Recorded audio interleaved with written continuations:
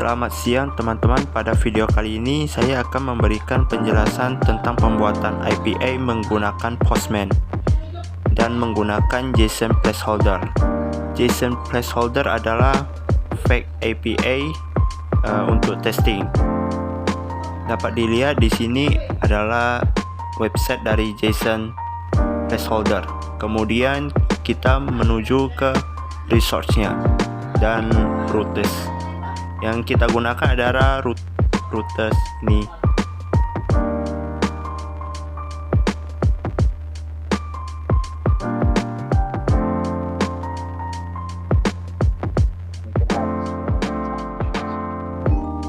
Dan ini adalah seluruh post yang akan kita masukkan ke dalam Postman.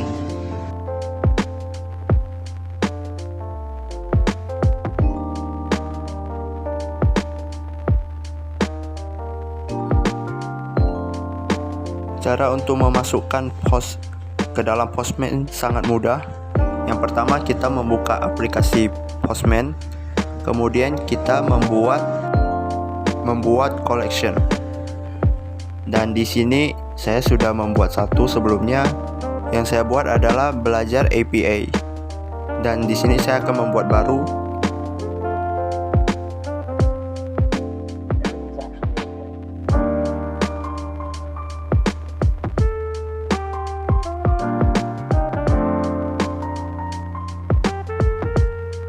Nah, dapat dilihat sudah terdapat beberapa request yang telah saya buat. Saya akan memberikan contoh dengan membuat request yang baru, yaitu add request. Kemudian pada judulnya kita akan menulis post.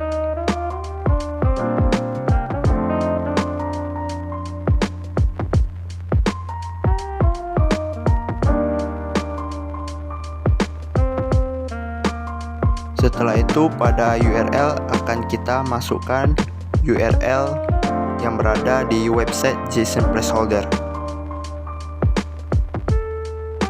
Nah, URL pada inilah yang akan kita masukkan ke dalam Postman.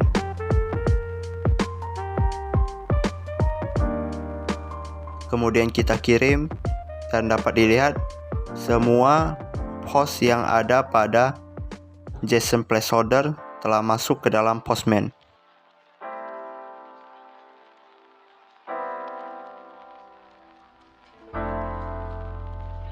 Selanjutnya kita akan membuat request yang baru, yaitu post detail. Jadi di sini akan memberi lebih jelas post yang akan kita keluarkan. Nah, perbedaannya di sini yaitu di sini kita akan memasukkan URL-nya terlebih dahulu, kemudian kita kirim. Nah, inilah perbedaannya. Yang tadi akan memunculkan semua post yang ada pada website, dan pada post detail akan memunculkan salah satu detail postnya. Kemudian pada URL dapat kita ganti teman-teman, jadi bebas untuk memilih detail yang akan kita gunakan. Selanjutnya kita akan membuat request yang baru, yaitu menggunakan judul yang sama, yaitu post. Akan tetapi di sini terdapat beberapa perbedaan. Jadi menggunakan nama yang sama itu tidak apa-apa. Yang penting pada metode yang akan kita gunakan. Nah, di sini metode yang akan kita gunakan adalah post. Kemudian pada URL tetap kita masukkan URL-nya. Nah, di sini kita akan mengubahnya. Bagian header. Kita akan masuk ke header, kemudian pada key kita akan memasukkan content type. Dapat di sini kita lihat terdapat pilihan yaitu content type. Nah, selanjutnya pada value-nya kita akan memilih application JSON. Dan selanjutnya masuk ke body. Nah, di body kita dapat memilih raw. Jika kita membuat JSON, kita harus memilih yang raw. Dan di sini ada JSON.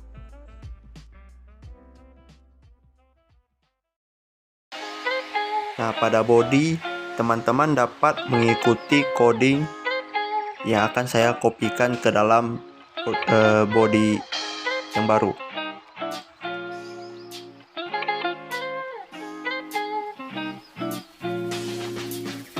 Nah, untuk pada body terdapat title, yaitu judulnya, terus body dan user ID-nya. Kemudian kita kirim dan akan memunculkan hasil dari coding yang kita ketikkan tadi. Di sini perbedaannya adalah memunculkan ID. Terus kita membuat request yang baru lagi, dan di sini kita akan beri judul post update.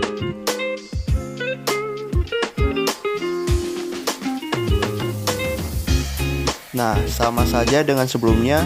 Pada post update kita menggunakan metode put. Kemudian kita memasukkan URL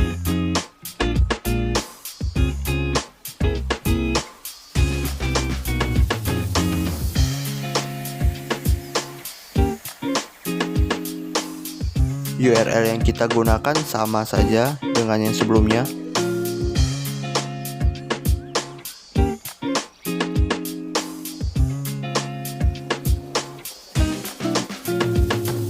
Nah, di sini kita akan langsung saja lanjut ke bagian header. Jadi kita akan langsung ke bagian headernya aja.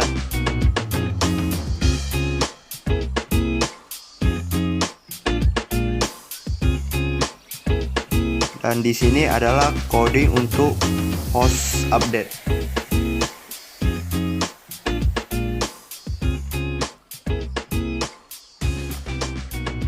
Kemudian kita kirim, dan di sini akan memunculkan hasil dari post update.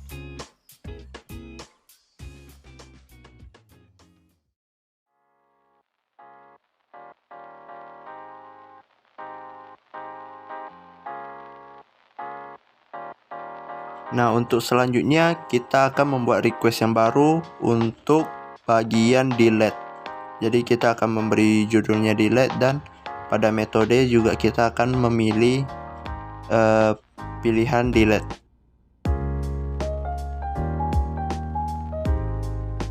Berikut adalah bagian pada delete. Delete lebih mudah daripada yang sebelumnya. Tidak ada pengaturan pada header ataupun body, jadi dapat langsung kita gunakan. Setelah kita kirim, dapat kita lihat di sini hasil yang dikeluarkan adalah kosong. Sekian dari video kali ini. Ini adalah merupakan cara pembuatan API menggunakan Postman dan Fake API dari JSON placeholder. Nah, untuk di sini terdapat beberapa guide atau panduan untuk coding yang sebelumnya saya ketikkan. Seperti di sini ada create, dan ini adalah hasil outputnya. Kemudian ada updating, dan ini adalah coding yang kita gunakan tadi, dan ini adalah hasil output yang akan keluar. Dan masih banyak lagi seperti delete, itu merupakan coding yang kita gunakan tadi.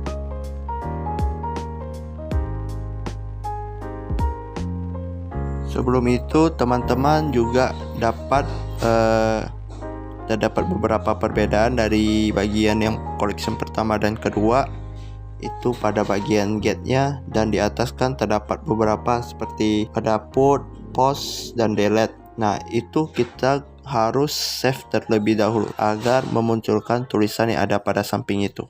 Sekian dari video kali ini. Jika terdapat kesalahan, silakan memberikan komentar pada kolom komentar, dan jika suka silakan like pada video kali ini. Sampai jumpa pada video selanjutnya.